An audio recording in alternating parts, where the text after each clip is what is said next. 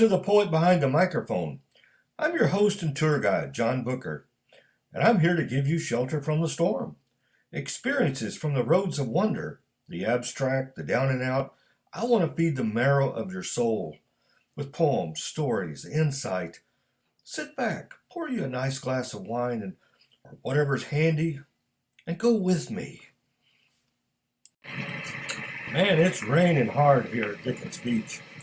I've got a big umbrella, so let's get under it. Go with me as we move down this old wooden pier. Let's go inside Cafe Electrum and order up some hot toddy maybe and some shrimp. Sit back and let me read you some poems from another book I wrote titled Old Photographs and Wild Dreams. This is the foreword I wrote to the book Old Photographs and Wild Dreams. In the late 1990s, during a construction boom in Los Angeles, several blocks of downtown city businesses closed their doors to make way for high-rise luxury apartments, organic grocery concerns, workout spaces, coffee shops. One of the stores scheduled for demolition was an antique shop with an eclectic array of sundries for sale. Since it was the last of a third-generation family, when faced with extinction, they were happy to retire in a sunny climate with a generous nest egg. They held a going-out-of-business sale event, which every item must go. Some large items were from old circus venues and sideshows, such as authentic costumes, old swords, historical documents. Stuffed animals sat beside some prized period furniture. After the sale was over, the shop was bare except for a stack of old dusty boxes in the storage area. The boxes were moved to the alley near the dumpsters and forgotten. That night a windstorm attacked the city and blew the boxes into the air and all over the streets. One such box contained old photographs, some over 100 years old. As they blew across the city and were picked up and wondered at, stories came alive and fired anew wild dreams. Here are those stories. This first one is called Riding the Katy. It's about the Katy Railroad that was located in my hometown of Denison, Texas. It's long gone now, but the memory's still there. Riding the Katy. The first time was special, remembering the cold. Funeral in Dallas for someone not so old. Fresh from the roundhouse, engines did race. Denison Station, big scary place. Mounting wrought iron steps to find the right seat. Train car so full, strange rendezvous meet. Shiny steel sculpted with curtains and wood. Ladies in hosiery swishing a lilac good. Hearts beat as one when the whistle blew loud. Feeling the movement, riding the steel cloud. Sherman came fast, fields of black dirt. Gentlemen in their newspapers, starchy white shirts. Gathering speed across empty grounds. Foxes dance in the sunlight, scatter at the sound. So elegant a world on heavy round wheels. Windows in the dining car, tablecloth meals. McKinney came next, then Dallas Station, husbands and wives, foreign relations. Riding the Katy, a distant recall. Dead rusty cars behind a rotting wall. A sweet part of Texas gone for the time. Only in dreams can you ride the Katy line. Road apple. Daybreak rushes in, a thundercloud mystery of splintering rail lines. How did I get here? Multiple hobos, dirty and scarred, gathering handfuls, stare at my skull. Memory, yes, no. Walking down a cluster of rail lines, spiraling into oblivion. Creosote farms of odor as hot steel vibrates. Here comes another. Climb aboard. Deep in thought, I'm nothing but a road apple. Cool wind pulls my shirt like a kite from tomorrow. Green blurs of leafy forests invade my vision. Rumble on the tracks pushed me into a dream state against my will. Later on, hunger takes over. Town up ahead. Lots of lights in the darkness. My fate, my destiny. Maybe a bar with a lonesome soul who desires conversation with a road apple. Sad sentences revive rules for flat lands letting time trip by bigger dull days for a retiring road apple. This one's called Locust Springs. One-way ticket from a human nightmare. Never wanted to go back home again. Nothing there for me anymore, except family. They don't care for me. Wretched prison food still digesting in my gut. Scars that won't heal. I didn't do it. Really. No one believed me. This damn bus was full and forced to buy a train ticket. Hungry. Can't sleep 3 more hours. Locust Springs. Nobody will hire me. No friends.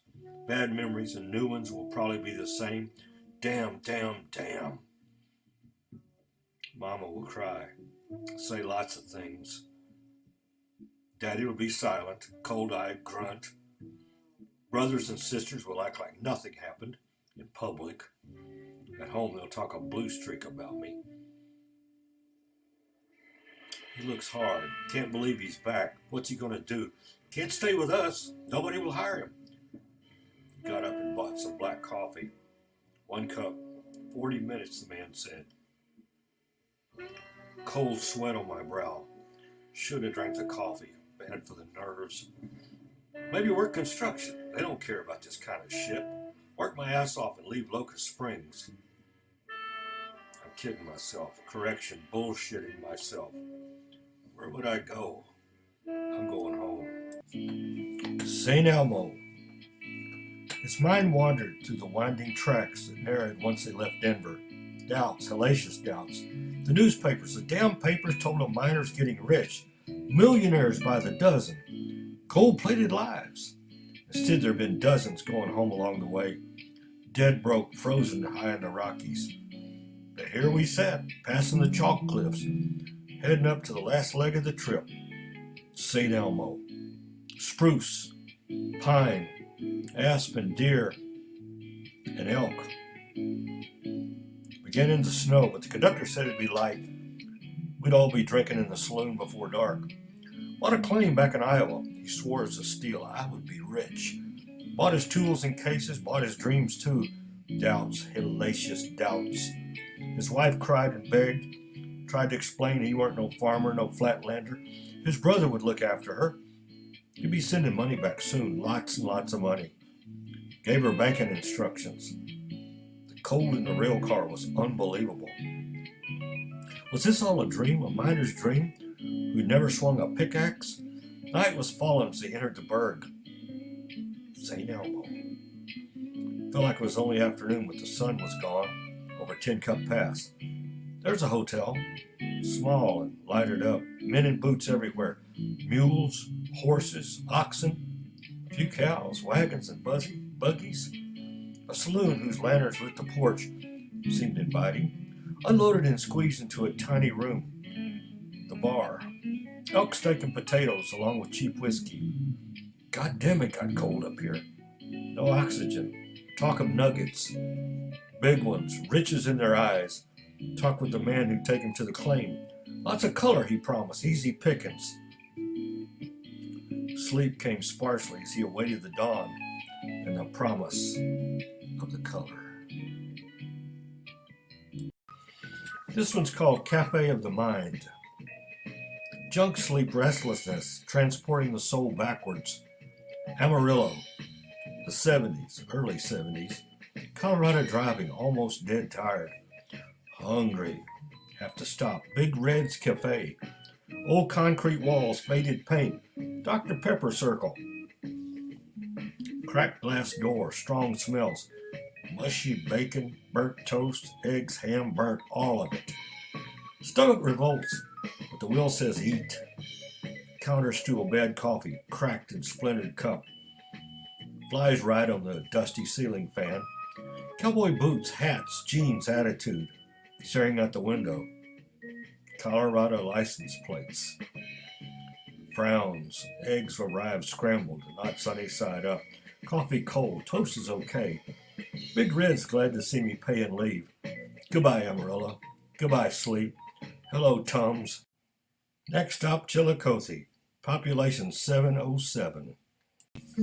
This poem is called Cafe Audrey Lament. It's about an old coffee shop here in Hollywood that was here when I first moved here, but it's gone now. But I have fond memories. It was part of my daily life. Wake up from a North Hollywood sun and a California shower, followed by a red line run. Trample down Sleepy Boulevard and all that ungodly to those smiling faces at Cafe Audrey. Strong black Java and a free Wi-Fi world. Cozy cushion corner let the mind whirl. Every day was golden, even the tawdry, longing for the days at Cafe Audrey. Named for a legend by a woman named Dottie. Home for writers, actors, and some of the naughty. Larry the brewmaster, a friend at the Audrey. Bob played the piano for a free cup of coffee. Screenplays about broken hearts made some days a bit foggy. Sometimes while washing the laundry away, the hungover groggy. I think of those days at Cafe Audrey. Your image is still there, but the rest is in the wind. My memory of her is like a long-lost friend. The days I spent there made me feel like somebody, so I'll raise a glass to Cafe Audrey.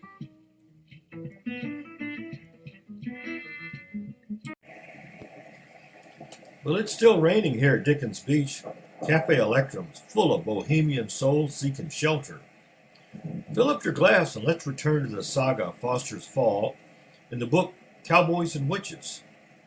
The poet behind the microphone has a new website, poetbehindthemicrophone.com. Check it out.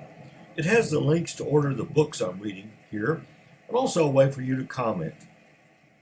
Today's installment begins on page 73 of Cowboys and Witches. It was a cool October morning when Douglas Silburn unlocked the front door of the Wood and Iron. The sign out front had 2 golf clubs entwined. He owned the bar and grill for a little over 5 years since he had relocated from Scotland to Estes Park, Colorado. It sat in the middle of town and enjoyed a brisk business. The front half of the place had a semicircle bar with 9 tables. It was referred to as the front 9. 9 tables were located in the back and were called the back 9. Behind it was a hall with bathrooms and another room for private parties. That room was called the 19th hole. Douglas Silburn went outside and retrieved a local paper in the Denver Post.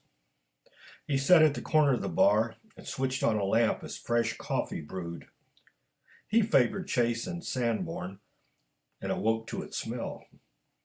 He lived upstairs and simply walked down the back stairs. People went down the sidewalk and glanced inside the big glass windows. He was hard to miss. Silburn stood 6 foot 8 inches with long red hair almost to his shoulders. His face was accented with a red beard. When he smiled, a few teeth were missing. Behind each one was a story. He donned a kilt every day with a shirt from his clan. His voice sounded like he had a chainsaw in his throat. His name was Douglas. No one called him Doug or Dougie. The placard on the wall said, "Eat, drink, and be merry." Douglas only wanted a happy atmosphere and would not tolerate a difficult customer. He would physically remove anyone who complained about anything. When anyone complained about their food, he would just take the offensive plate to the bar and eat it himself. The customer would take a hint and leave. He would not be welcome back. French fries too salty? Douglas would lift his kilt and urinate on them. The dumbfounded customer would wipe the wetness from their cheeks and leave in terror. Word soon covered the town of Estes Park that there was a great place to eat, but just don't complain. Golf memorabilia covered the walls. The food was simple, mostly meat and potatoes. Beer was served with single malt whiskey and some gin. Bourbon was in short supply, as was the wine. The taps had hams, PBR, Old Style, and Miller High Life. As with most bars, the employees were an eclectic bunch. There was Dwight, a bartender who was basically illiterate but seemed to have the wisdom of Solomon. Alma Baker was a cook and waitress, and she was quite fat. She was very religious and attended the only Pentecostal church in town. Alma saw no conflict as she worked in the den of iniquity, as the wood and iron. She was sure God had put her there to vocalize her disdain of Catholics, Jews, Masons, Negroes, Chinese, Irish, etc.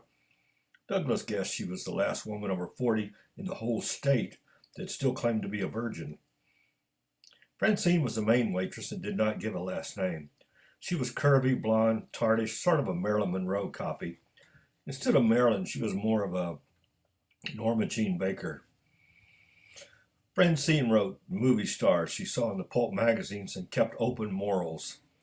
Felipe was a dishwasher, janitor, busboy, a diminutive Mexican, only 4'9".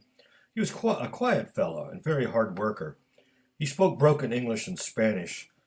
Gestures and phrases were his main form of communication. The head cook was a small Nigerian with very dark skin, stood 5'2".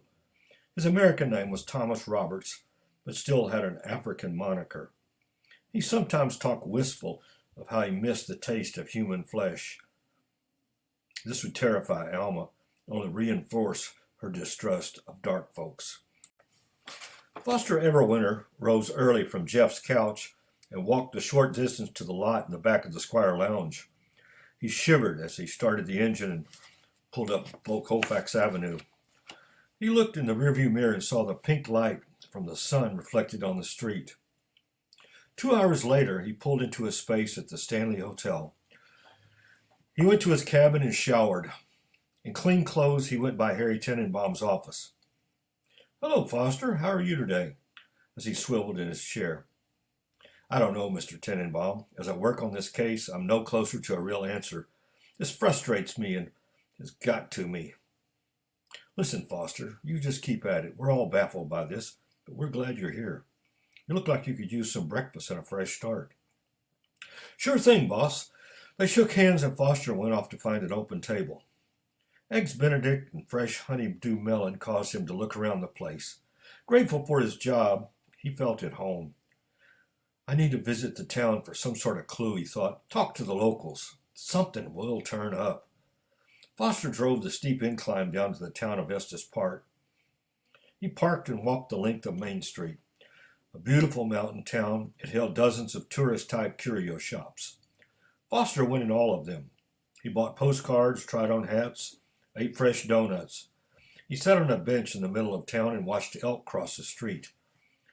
They were between two buildings and ate the lawn of a yellow Victorian house. He suddenly focused on the business across from him, the wood and iron. "A bar," he thought. "I never noticed this one before. It looks nice." He never knew what drew him in there, but he felt he had no choice but to go on in. "What'll it be?" asked the red-headed giant in a kilt. "A beer, sir. I see you have PBR, and that'll do fine." Douglas Silburn poured the beer from a tap as he held the tilted glass between his thumb and forefinger. He set the glass down in front of the detective and smiled. Foster took a sip and set the beer down on a coaster. He wiped his mouth with his shirt sleeve and returned the smile. Douglas went to take care of some more of the thirsty men at the other end of the bar. Foster looked around. Golf signs were everywhere. The front of the place had booths and a few tables. Behind the bar, at the back, only had tables. Wood and brick covered the walls, and a Wurlitzer jukebox played a Frank Sinatra tune that Foster recognized. As soon as his glass was empty, Douglas held up an empty and gestured. "Sure, another." "I never seen you before. I'm Douglas, the proprietor," he said in a heavy brogue. "Foster Everwinter, the house detective for the Stanley Hotel." "Pleasure to make your acquaintance, detective." A new song started to play on the jukebox. "I see you have Patsy Cline. Do you have more country and western songs on the jukebox?" "Oh, sure. I have Hank Williams, Ernest Tubb, Webb Pierce, Porter Wagner, even some Hank Snow, I think. Here's a quarter, go pick out some. Gleefully, Foster slid off the stool and picked out a three-song melody for a quarter. Foster went back to his beer and got lost in the music. Several customers nodded to him as the songs came around.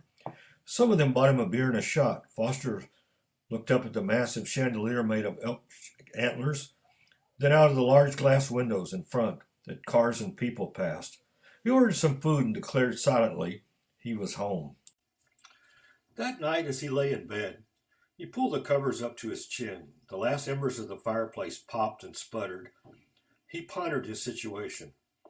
Foster got up early and made his rounds. He located a lost purse for a grateful woman, interviewed a prospective cook about his prison record, contacted the Denver police about a missing lawyer who was merely drunk in his room for the past 3 days, then returned some books to the Estes Park Library. Lunchtime found him at a table at the front nine at the Wood and Iron. He scanned the menu amid a whirl of noise in the place. Felipe, get out here. Set those tables up with napkins and silver, barked Douglas. Alma, order up, called Thomas from the kitchen. Another round, gentlemen, asked Dwight from the bar. Yes, please, asked the three woodcutters who had taken the day off. Hey, what's the name of that blonde in the skirt? Asked one of the woodcutters. Francine, said Dwight as he placed the three PBRs down. What time does she get off? 2 p.m., sir. Then she goes promptly to the university to teach physics and trigonometry. What? Another cocktail, sir? Dwight asked the businessman at the other end. Plates clattered and conversation hammered the wood and iron. It became a brisk center for lunch. What'll you have? Foster jerked his head up at the question to find a portly woman of 5'2", poised with pen and pad. The meatloaf special and a beer, a PBR, please. She wrote the order down and peered at him over a frown. You know you go to hell, don't you? What? Hell. You'll spend an eternity in hell for beer in the daytime. Foster sat there stunned as she grabbed the menu and went to place the order. He stared at her large bottom as it shook comically under the waitress uniform. Later on, Douglas would tell Foster he didn't mind Alma around to shake up the customers with some religion. A little fire and brimstone drove him away. What did he care? Most people were used to her and paid little attention to her condemnation. The meatloaf was delicious and a generous portion. The plate was full of brown gravy, mashed potatoes, green beans. Foster mopped up the residue with bread and finished his second beer. Alma gave her disapproval with her face and took away the empty plate. Foster paid Alma and then tipped her before he moved to the bar. Dwight came and sat next to him as Douglas tended the bar. The place was just regulars and Thomas in the kitchen. Muted sounds came from the jukebox. Conversation ranged from elk hunting, trout fishing, and finally Denver politics, and even state water policies. Foster enjoyed the conversation, and he learned some things. Just then the door opened, and an older man came in, sat alone at the very end of the bar. He looked elderly, but robust. His age could be anywhere from mid-60s to mid-70s. His head was smooth, and so was his freshly shaved face. Dressed in chino pants and a plaid shirt, he sported leather high-top boots with leather laces. Douglas Silver went over and began to talk to the man in low tones. They toasted with beers and a shot of peppermint schnapps. He's German, said Dwight, who sat beside Foster. Oh?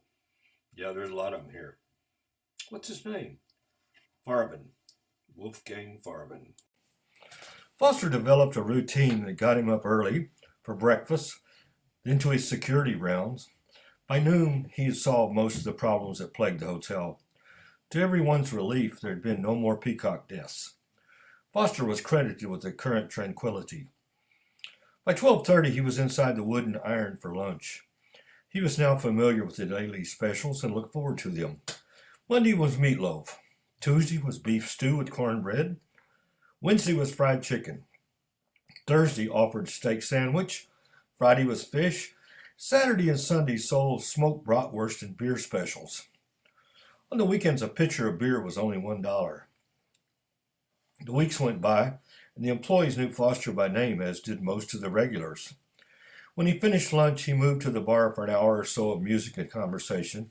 Then he would head back out for a short nap and then see if there was any mysteries to solve in the hotel.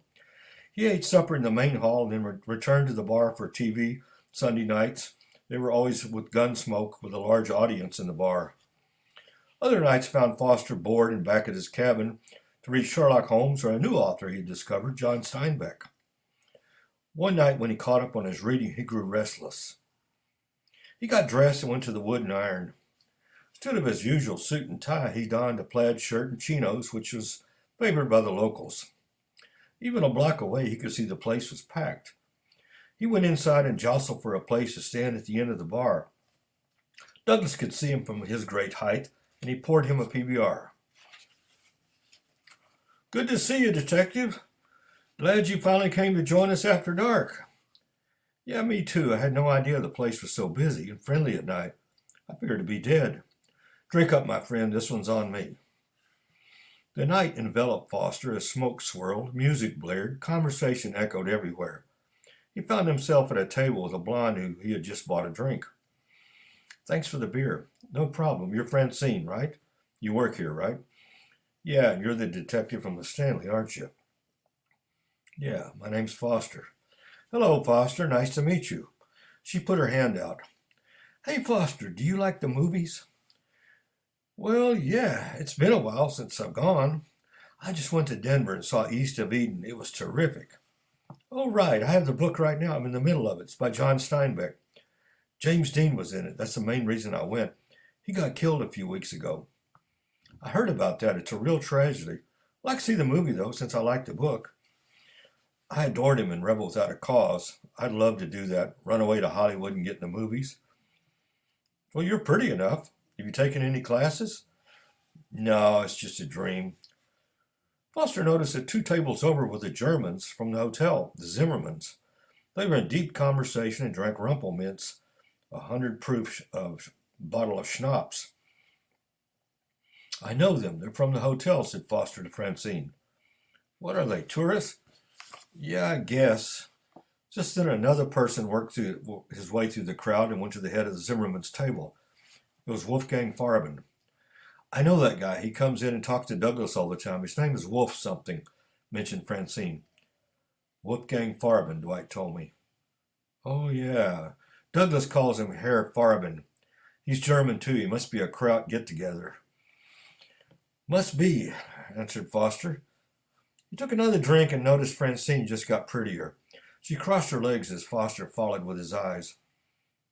"Douglas doesn't like him." "What?" asked Foster as he was pulled from his lust. "I said Douglas doesn't like him."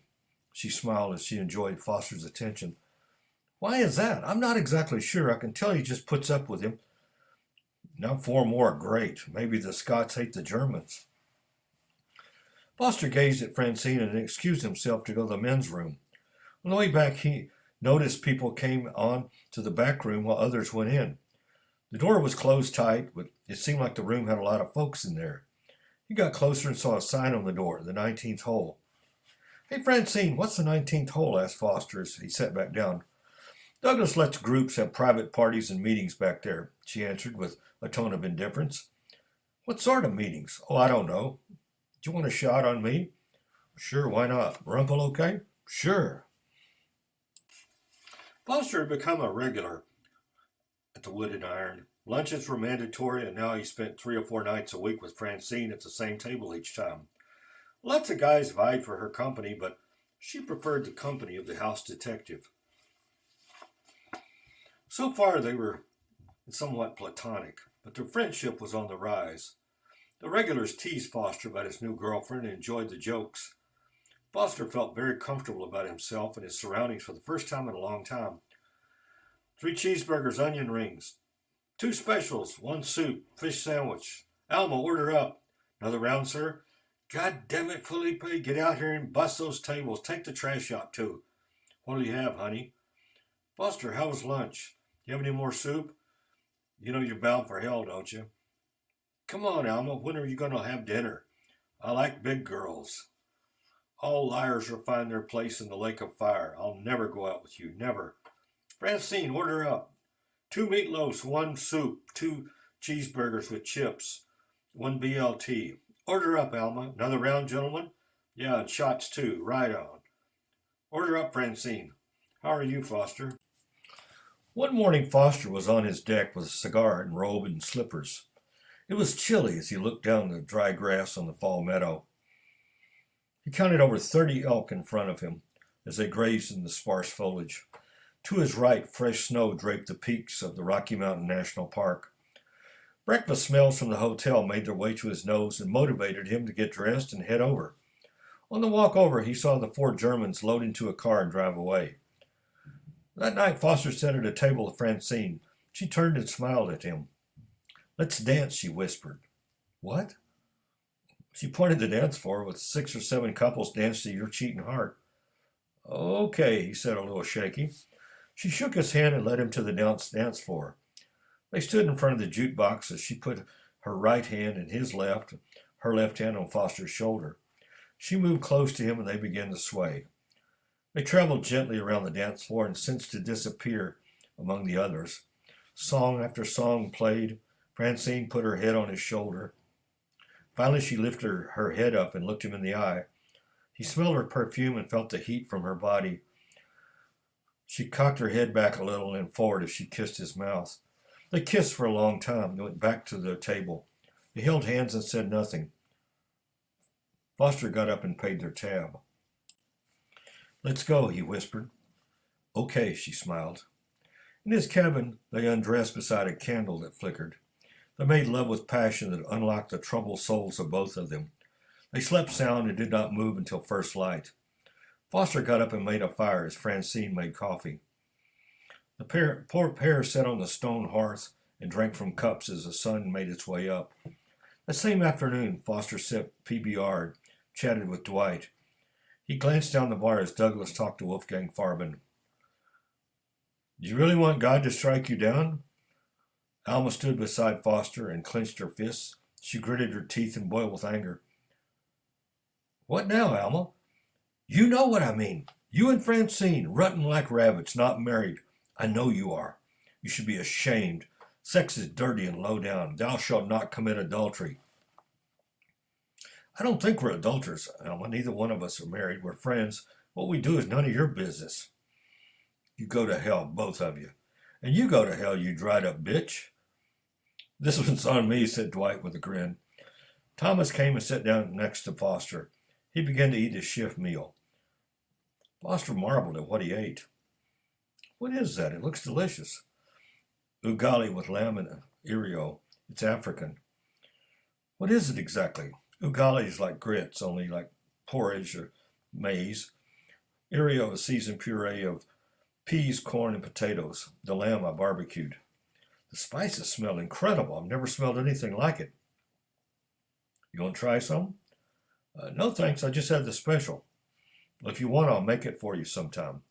"Okay, I'll take you up on that." Thomas went back to his plate, and Foster asked, "Where are you from?" "Africa. Nigeria, to be exact. I'm from Lagos, which is the capital." He replied in a clipped British accent. "How long have you been in the U.S.? 3 years now. I dreamed for my entire life to come and visit the U.S. I landed in New York and got a job as a busboy. I saved some money and traveled across this great land by bus. I ran low on funds in Denver, hitchhiked to Estes Park, and in response to Lord Silburn's advertisement." "You miss Africa?" "Oh, yes. I love it here, and I like to work the wood and iron. Sometimes I miss the taste of human flesh." He went back to his lunch as Foster sat there stunned. He finished and said to Foster, "It was nice to talk to you." "Yeah, same here. That is a bad man, I think." "Who, Douglas?" "No, the German, Lord Farben. I feel that Lord Silburn is afraid of him. Well, good day." The strange conversation settled on Foster and made him ponder. Maybe that's why I came here, for the strange things I encounter. Back at the Stanley, he made his rounds and then a progress report with Harry Tenenbaum. The hotel was in the midst of relative calm, and Harry was pleased. He confided that if things stayed the way they were, he would entertain a raise for the detective. No mention was made of his time he spent in town at the Wood and Iron. That night, Francine was on a shift, and Foster sat at the bar. The place was packed more and more. People came in, smoke was thick, music was loud, alcohol was consumed. That kept the staff busy. Foster asked the man next to him to save his seat as he went to the bathroom. He had learned if you don't say something, one or two strangers will take up residence in your spot when you came back. When he came back from the bathroom, he glanced down the hall at the mysterious 19th hole. The door had not been shut and was stuck on the carpet. He looked both ways and took a peek. He pressed his frame against the wall. A light came from the room and Foster put his face in it. Dozens of people were in there. The room was big, about 20 by 100, he figured. First thing that shocked him was they were all nude in the fierce green light. It was some sort of an occult ritual, that was for sure. A pentagram shape was on the floor and a group of naked women danced counterclockwise. Primitive music played, although Foster could not tell where it came from. In the back, he could see Douglas Silburn and several regulars. I thought he was working. Foster looked up at the ceiling where the green light was. A face suddenly appeared in the green fog, and eyes glared at him. Fear gripped Foster and slammed his stomach. He ran down the hall and pushed open the back door. Nausea engulfed him, and he fell on all fours. He vomited violently. He felt faint, as if life was about to leave him. The first moment he could hear a car coming down the alley. Headlights came near as the engine's noise grew loud. Foster got up quickly to avoid being hit. The car passed even with him as he saw the occupants. There were 4 large wolves inside, dressed in pinstripe suits, ties, and fedoras. The driver, a man-sized wolf, smiled at him and bared white teeth. His eyes were red lights that zeroed in on Foster like lasers. The car went down the alley and turned onto the street. Foster fell backwards in the alley. He looked up and saw a yellow moon. That's the last thing he remembered before he passed out. He came to in the cold, dark alley in the pre-dawn hours. He found his car and went home. Morning came soon, and he called over to the office on his newly installed telephone. Harry Tenenbaum answered on his private line. "Hello, Foster. What's the matter? You sound terrible." "I think I have a bug or something. I'm in bed and won't be into work." "You need anything? A doctor?" "No, I think I just need some rest." "Well, call me if you need anything. Will you allow me to send some soup over from the kitchen?" "Sure, Harry, thanks." Foster stayed in the cabin for 3 days. He ate soup and hot tea from the kitchen. Harry Tenenbaum paid him a visit to show his concern. In the long hours, he built a fire and stared out the glass doors on his deck. Gold leaves from the aspen trees blew on the ground as fall was in full session. Herds of elk stood in the meadow below.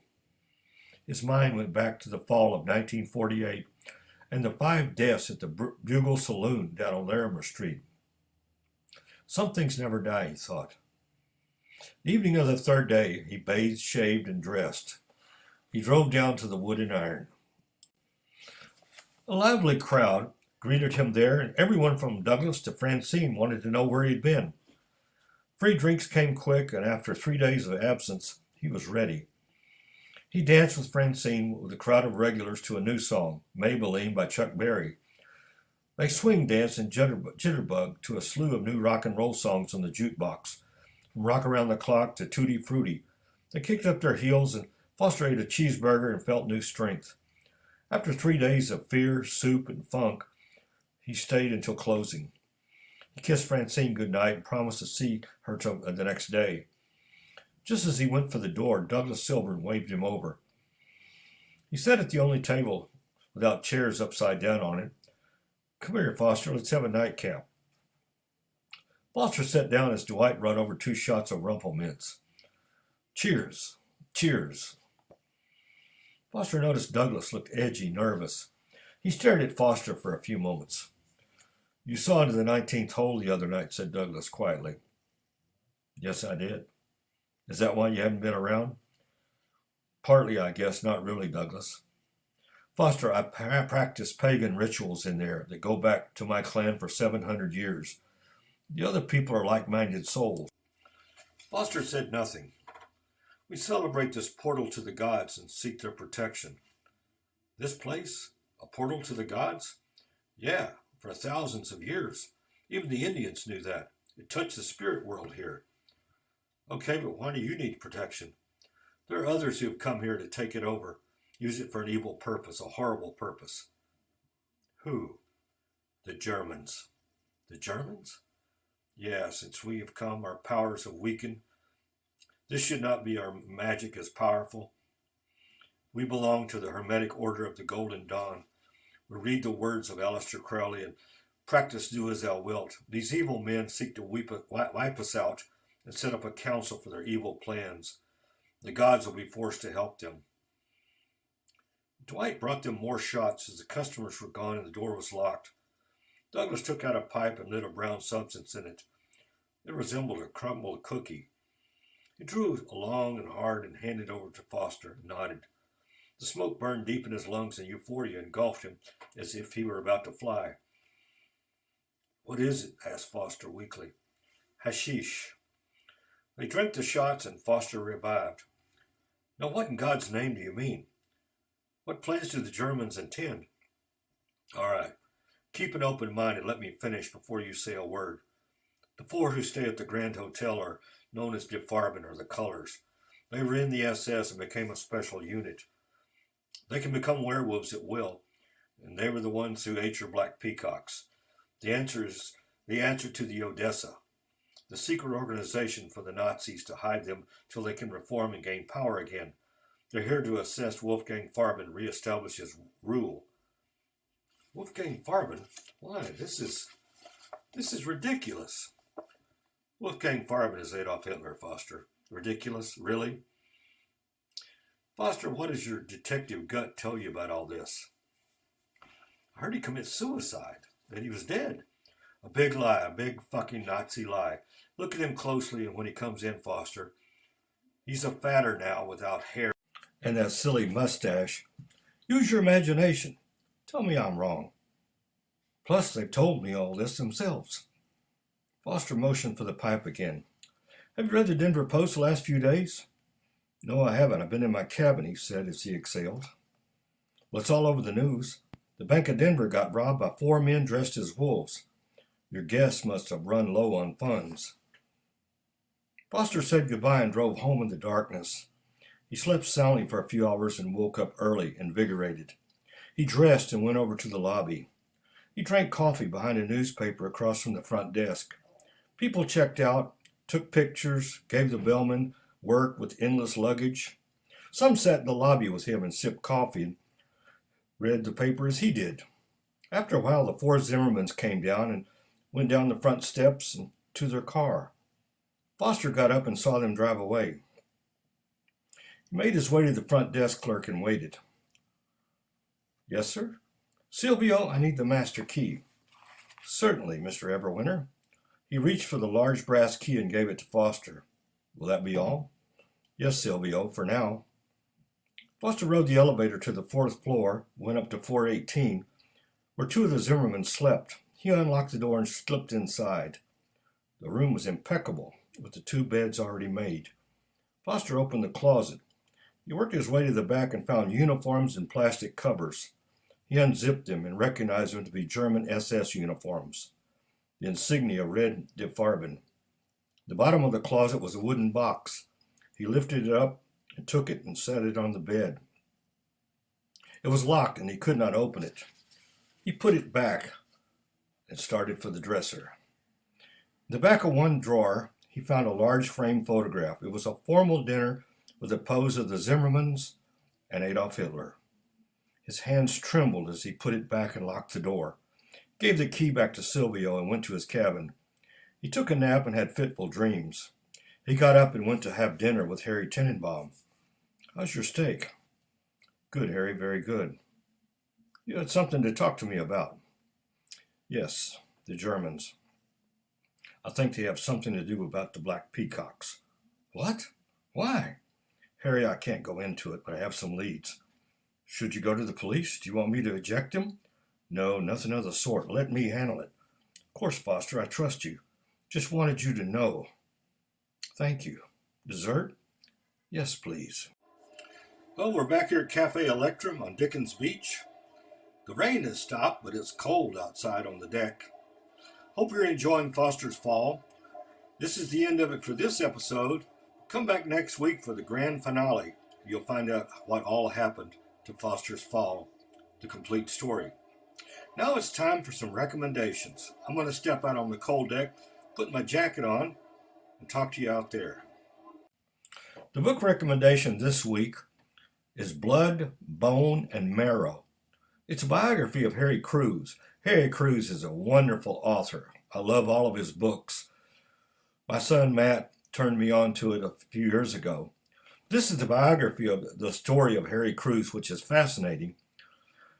In 2010, Ted Geltner drove to Gainesville, Florida to pay a visit to Harry Crews and ask him, the legendary author, if he'd be willing to be the subject of a literary biography.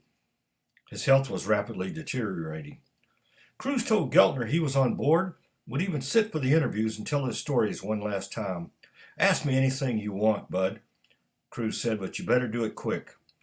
The result is Blood, Bone, and Marrow, the first full-length biography about one of the most unlikely figures in the 20th century literature, a writer who emerged from the dirt-poor South, Georgia, tenant farm, went on to create singularly unique voice of fiction with books such as Scar Lover, Body, Naked in the Garden Hills.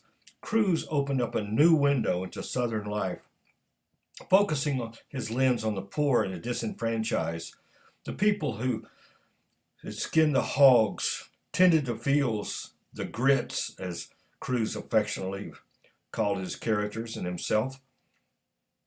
He lived to a code of his own design, flouting authority and bearing his soul. The stories of his whiskey and blood-soaked lifestyle created a myth to match any of the fictional creations. His outlaw life, his distinctive voice, and the context to which Harry Crews lived had combined to form the elements for a singularly compelling narrative about the underappreciated literary treasure. Pick it up if you can. Blood, Bone, and Marrow, a biography of Harry Crews by Ted Geltner. The music recommendation I'm giving this week is Charlie Parker, Bird. Bird was Jack Kerouac's favorite jazz musician. Bird stands alone at the top, the gold standard for jazz. Let's listen to him a minute.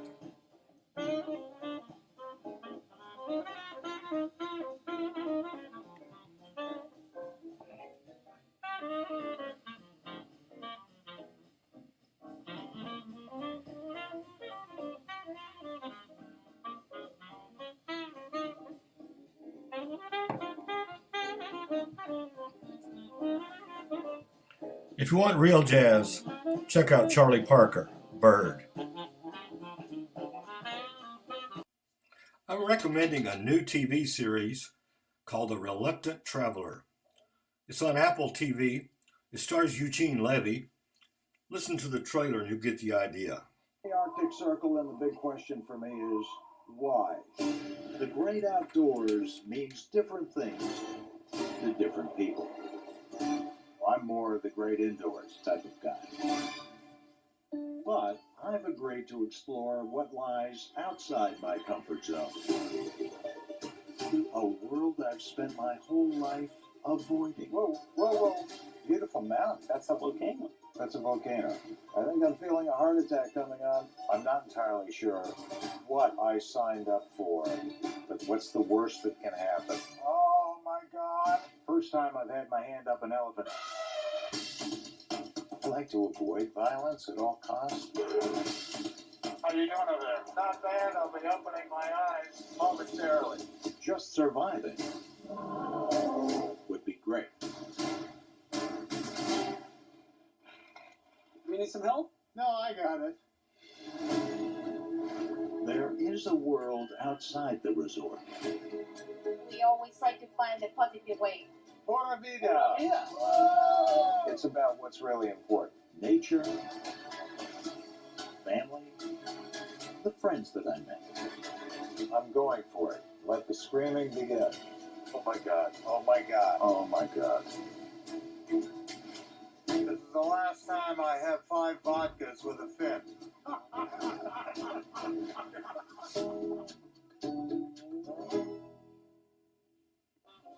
Well, that's the end of episode 5, The Poet Behind the Microphone. Be sure to check out the website, Poet Behind the Microphone. Thank you for listening this week. I hope you enjoyed it. Come back next week for the finale of Foster's Fall. Let's go out with a little more Charlie Parker.